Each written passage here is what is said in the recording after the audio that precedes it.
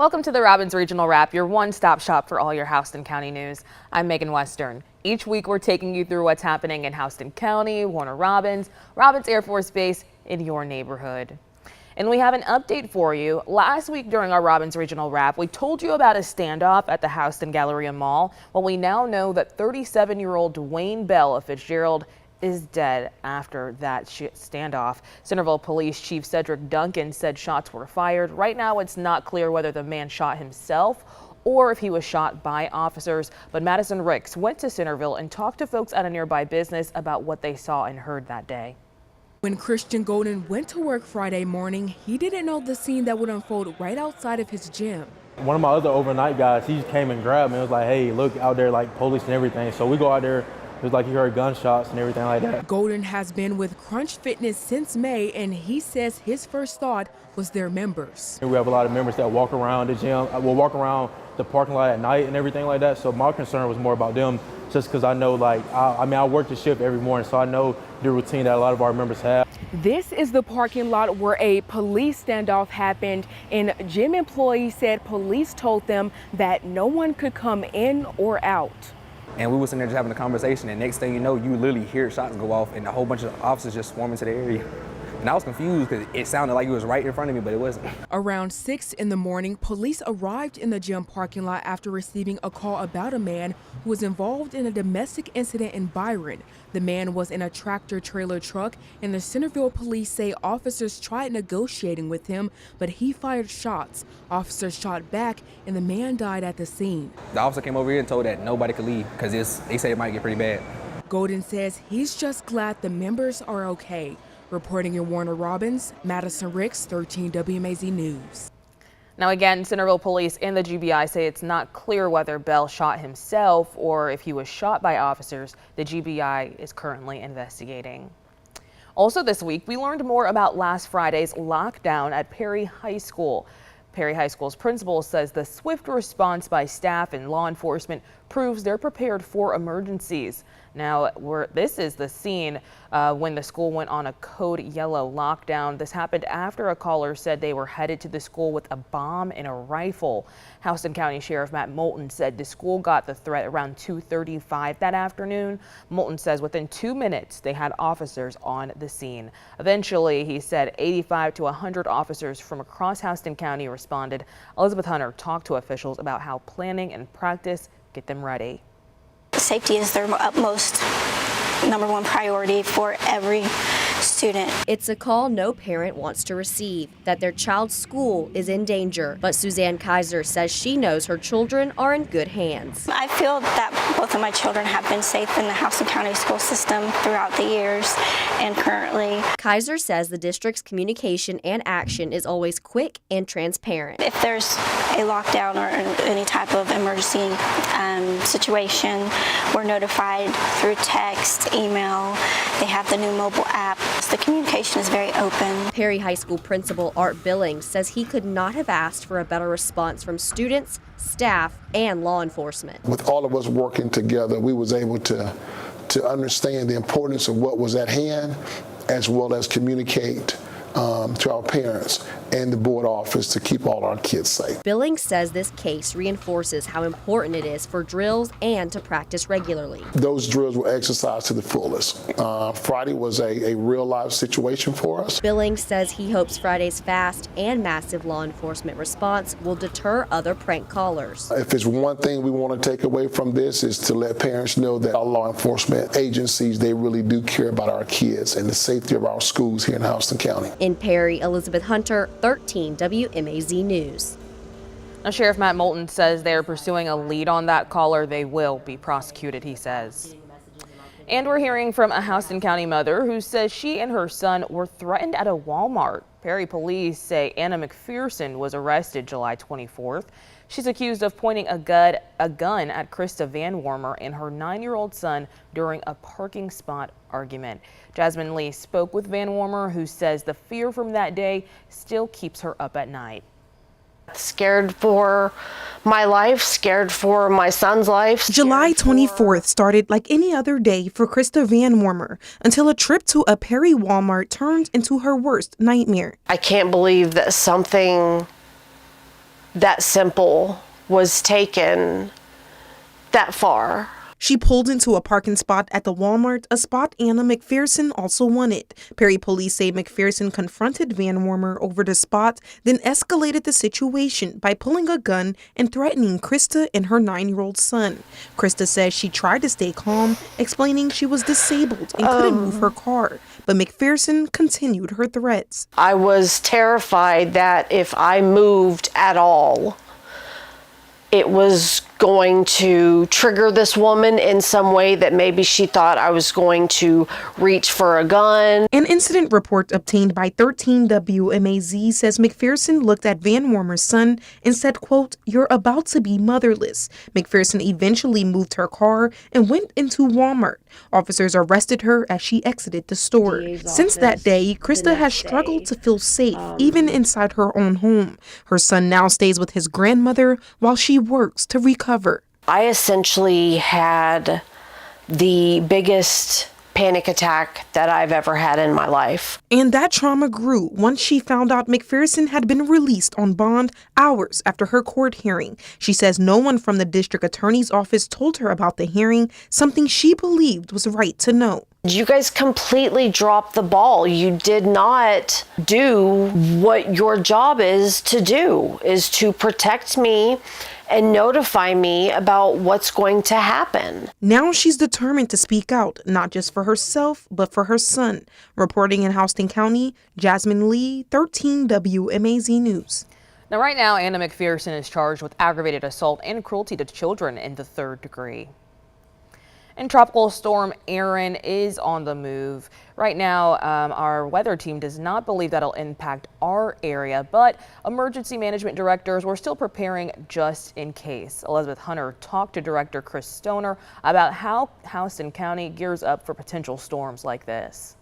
That's probably the most devastating storm I've ever experienced. Dan Arledge has lived in Perry since 1970. He has seen his fair share of storm damage. It sounded like a thunderclap. It snapped it so loud, and water was coming in my back wall. Arledge said Hurricane Michael in 2018 was the worst storm he can remember, but since then his family stays prepared. I did go and purchase a generator after Michael. I sure did. Although they are equipped with the generator, flashlights, and water, he still gets worried about severe weather. And just about every time the wind blows greater than 40 miles an hour, I do worry about the pine trees snapping and taking our power out. He says it seems like the weather gets worse every year. When I was growing up, it seemed like we didn't have nearly the severity of thunderstorms that we do now.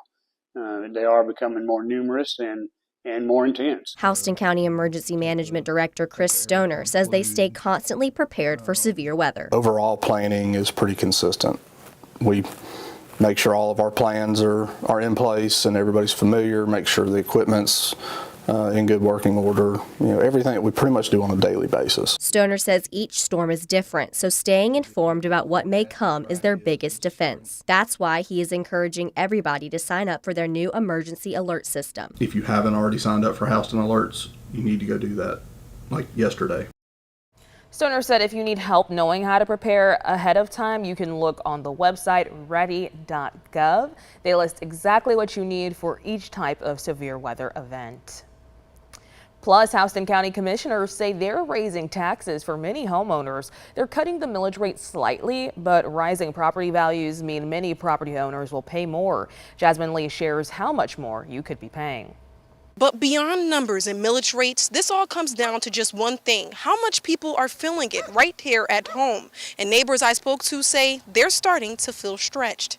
Really? Bob Bensel has lived in Houston County for 8 years, and in that time, he says he's never seen tax news come this fast. 2 announcements like this so close makes me think that, oh, we didn't think about that. And for homeowners like him, it could mean paying more if you don't have a homestead exemption. For a $200,000 home, the county's proposed tax increase would cost you $68 a year. But if you do have that exemption, a new state law freezes your property value, meaning you could pay slightly less. Your general fund tax dollars will not increase by 1 cent this year. Houston County Commission Chairman Dan Perdue says the county's proposal would generate about $59 million, mostly to cover public safety and employee pay. He says the tax changes are also necessary to support a growing county. We're hiring 6 new sheriff's deputies within the general fund this year. In addition, it is paying for the merit system and the cost of living raises for our Houston County employees. But the county isn't the only one proposing changes. Just last week, the school board announced they'll keep their millage rate the same. But because property values are up, that could still mean higher tax bills. If approved, it will cost a $200,000 homeowner another $98 a year. Homestead exemption is a good thing if you can qualify for it. And it's a process, but you can see some savings from it. I know I do. Reporting in Houston County, Jasmine Lee, 13 WMAZ News. Now, both the school board and county commissioners have scheduled hearings on their proposed tax hikes. The commissioner's first hearing is on Tuesday, August the 19th at 6 p.m. That's over at the Houston County Courthouse, which is in Perry. And in your final moments, many people hope to have family by your side. For our military service members, that comfort sometimes comes from someone else, a chaplain. These chaplains also support the families who are left behind. I'm taking you behind the lines for a look at how chaplain candidates are trained to guide troops and families through life's darkest hours. In seconds, a calm room turned into a head-grabbing scene of havoc. Don't be alarmed, this is a drill with fake blood, fake gunfire, and fake screams. But the emotions, the compassion behind the hand-holding, that's real. In this room, 2nd Lieutenant Antonia Barron and 22 other chaplain candidates from around the world face the reality of combat head-on. We weren't expecting walking into the situation, seeing the patients were bloody, and what we would actually unfortunately probably experience in a real-world crisis. Through the intensity, Chaplain Major Matthew Bryant says these candidates learn to stay grounded. They have to have their faith rooted and be prepared, because the airmen are going to be looking to them for a calm presence in the midst of chaos and a storm. Their faith and resilience is put to the test as they practice offering spiritual care to the dead, dying, or wounded. Might not always know what to say or how to say it or what to do in a situation, but knowing that I'll be there for men and women in a time of need is something that motivates me. For many, it's personal. Family ties make this more than a job. My brother's in the Army, and I've just seen the pain and the struggle that he's going through with leaders who weren't there for him, feeling unheard. I would have wanted somebody to be there in that moment with them. 2nd Lieutenant Richard Hamlin says he appreciates the practice of being present in the moment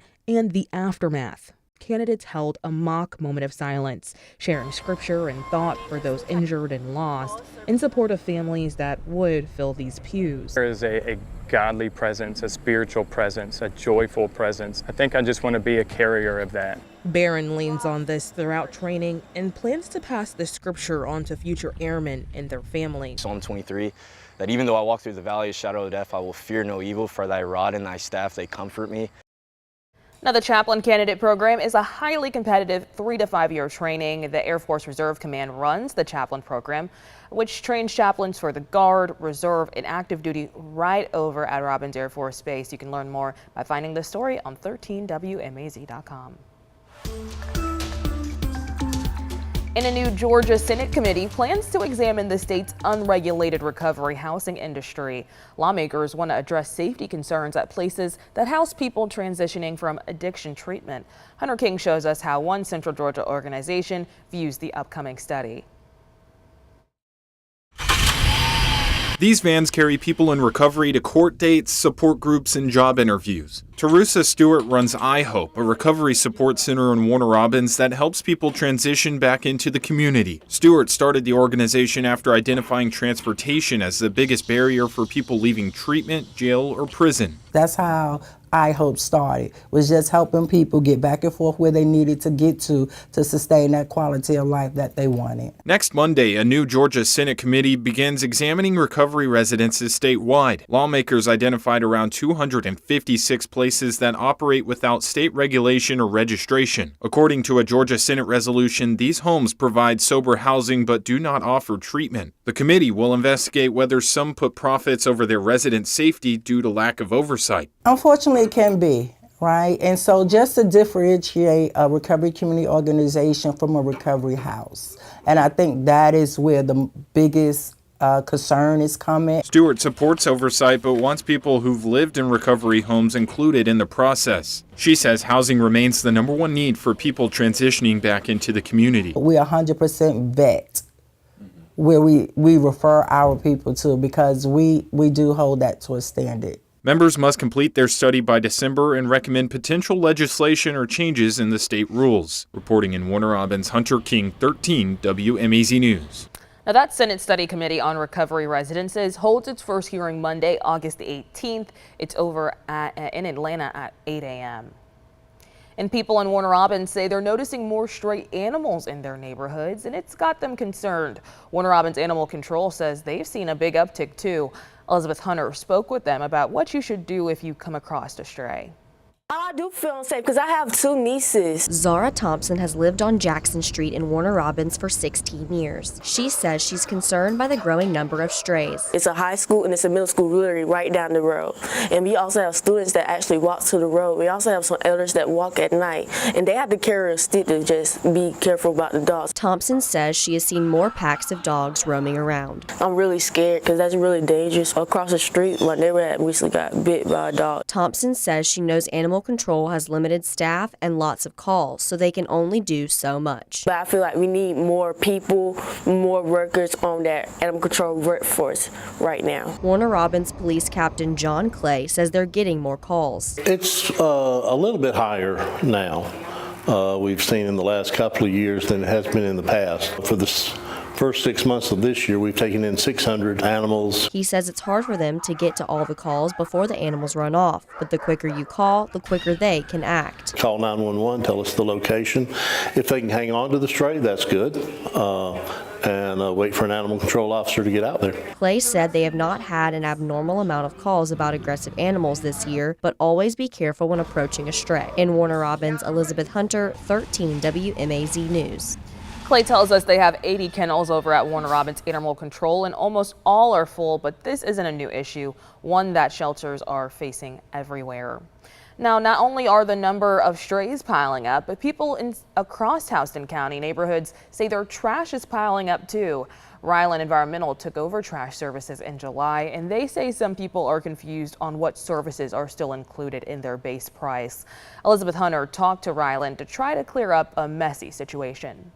You're just going to see yards full of trash. As you can see, this debris pile reaches way over my head, and it's just one of the examples in this neighborhood of how much the debris and trash has piled up in the past month. This community was perfect before we switched to Ryland. It was always clean. Every week they'd come in, all that would be removed. And now as you drive around, it's every second or third house has something that's been sitting there. Bill Campbell has lived in the Brantley neighborhood for 20 years. He says many people don't know about the trash service changes. The default that they changed everyone to when they converted over was to simply pick up the 1 can. Before Houston County switched to Ryland last month, the base price included regular trash, bulk items, recycling, and debris. Now, Ryland's base price includes only regular trash and bulk items. Campbell says the county didn't explain the changes well. They sent out a flyer several months before the transition, but as most people do, that went in the trash can. It was not a return envelope, pick your services, send that in. There's been no follow-up. Michael McWhorter is a manager at Ryland Environmental. He says their new policy is more cost efficient for people. They just have to call ahead if they want pickups that aren't part of their base package. So currently we're on a just above 30-day window, but after September 1st we will start every 2 weeks. The bulk services are to be called in 72 business hours in advance before their service day. In Houston County, Elizabeth Hunter, 13 WMAZ News. McWhorter says that if you have questions about services, you can call them. That number, 478-333-1722. And Warner Robins is spending nearly $2.5 million this year as part of its annual road resurfacing program. It's the latest move in an ongoing push to tackle aging roads and improve city infrastructure. Jasmine Lee shares how the city is paving the way for smoother streets ahead.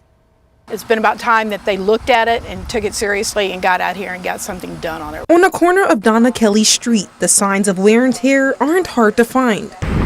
Cracked spider across the pavement, Potholes have formed around manholes, and after 13 years of waiting and hoping, she is finally seeing action. And I've called a couple times and talked to people about it, especially where the manholes were, where they didn't meet up with the asphalt and there was this huge dip. Her neighborhood is one of the 22 streets scheduled for resurfacing this fall, part of Warner Robins' annual road milling and resurfacing program. GDOT is helping fund the repairs through a grant. The work begins in September and will cover just over 7 miles of aging pavement, a yearly push to repair the city's most damaged streets. We start at the top of that list with the roads in most need of improvement and go as deep into the list as our available funds will allow. But the city maintains 354 miles of road, and resurfacing them all at once simply isn't possible.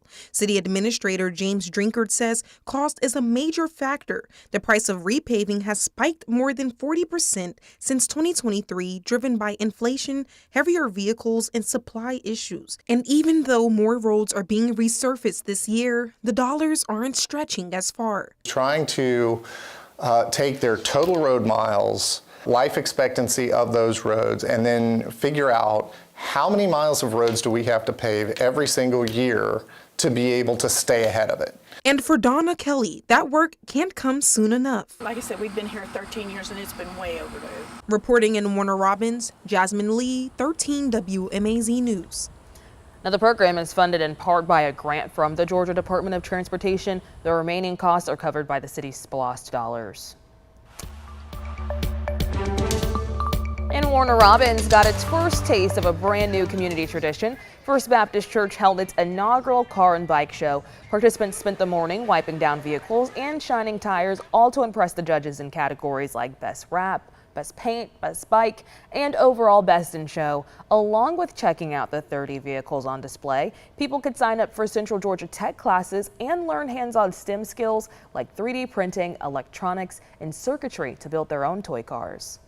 We wanted to connect and learn. So the connection is that we want to have some visibility in the community and know that we exist. And these are the things that we're trying to do things that we're trying to promote so that the community would know that we're all about connecting and teaching and learning. Now, this was sponsored by the 100 Black Men of Greater Warner Robins. Proceeds from the event help fund scholarships for school supplies and book bags for local students. And with inflation still rising, everything is much more expensive nowadays, and many parents know that all too well, especially after school supply and clothes shopping. Over the weekend, families shopped until they dropped at a giant consignment sale at the fairgrounds in Perry. Ellie Milliken talked with these families about their hunt for a bargain.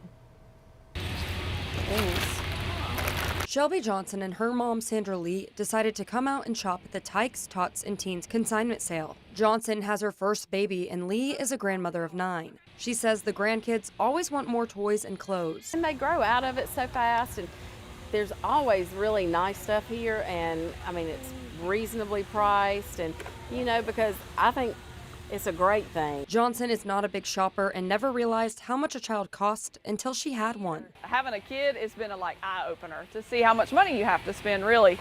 So luckily we have a big family, and I get a bunch of hand-me-downs, so a consignment is great. Mother of 4, Brianna Codwell, agrees. Her children range from toddler to teenager. It's literally one of the best things that I found as a mom because my teenage children, they love the name brand and really can't financially get all the things that they want. Laura Johns, the founder of the consignment sale, says she started this in 2011 when she got pregnant at 21, and they started their first consignment sale. She wants to provide people affordable options. I've had mothers come up and cry because they wouldn't be able to afford it any other way. So it was that emotional of an experience for them that this was how that they were going to be able to provide for their children. She says she encourages sellers to sell a quarter to a third of retail prices. In Perry, Ellie Milliken, 13 WMAZ News.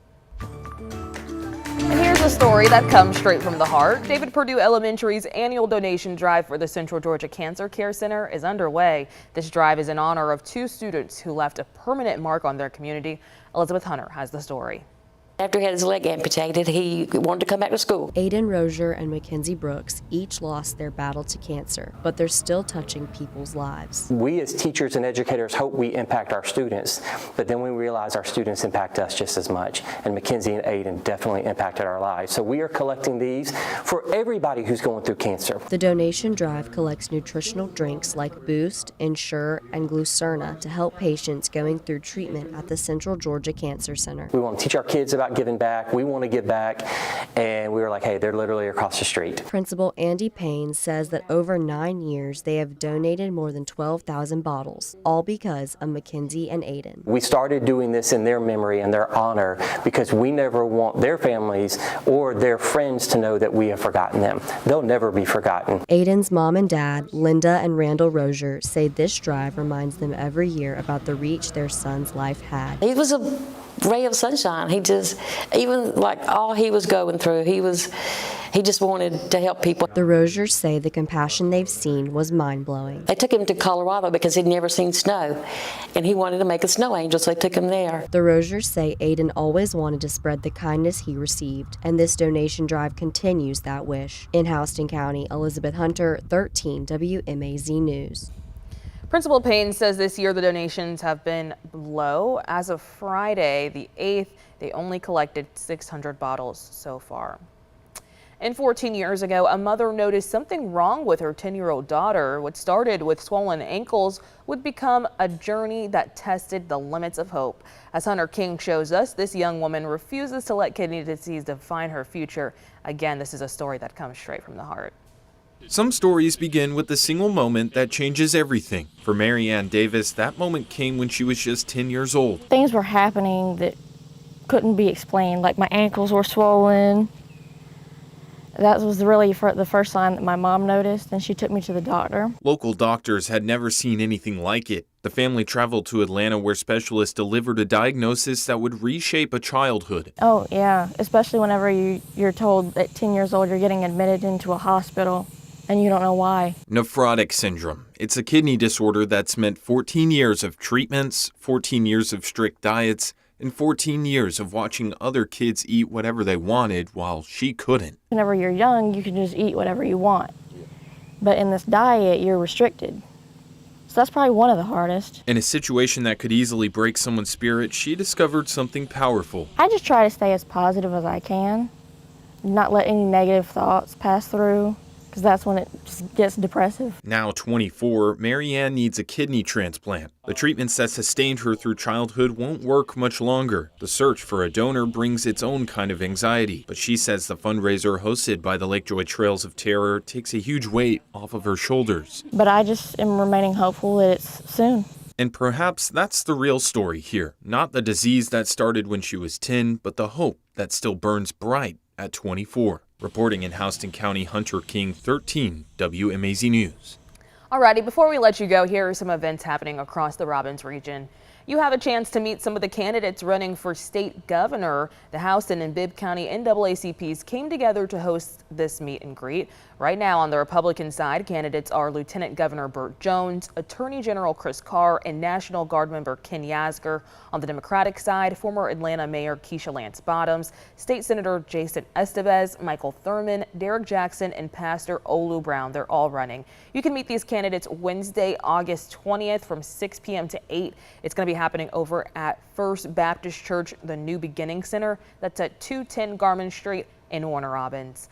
Also next week, Warner Robins is kicking off their Food Truck Roundup series again. Right now, you're seeing video from one of their events earlier this year. That first event is next Thursday, August the 21st, from 5 p.m. to 9 p.m. It's over at Perkins Field next to City Hall. Not only is there a bunch of food options, but there's also live music and family fun. So make sure to bring your friends, your appetite, and your picnic blankets.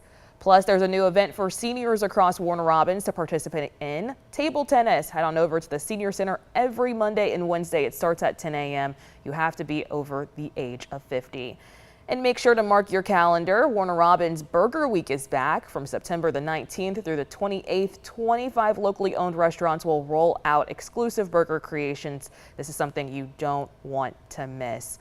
Alrighty, well, that's a wrap on what's happening throughout the Robbins region. If you have a Houston County story you want us to share, email us at news@13wmaz.com. Make sure you keep coming back each and every Friday to get all of your Houston County news and the stories that matter to you. Thanks for joining us.